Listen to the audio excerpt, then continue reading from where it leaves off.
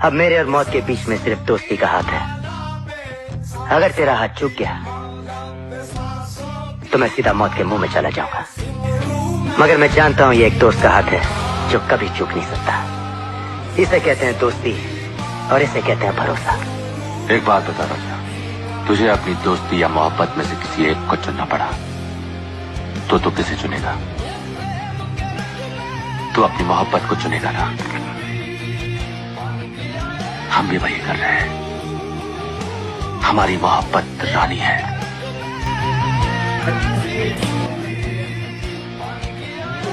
दोस्त बनकर भी नहीं साथ निभाने वाला, वही अंदाज है जालिम का जमाने वाला। तुम तकल्लुफ को भी अखलास समझते हो फराज, दोस्त होता नहीं हर हाथ मिला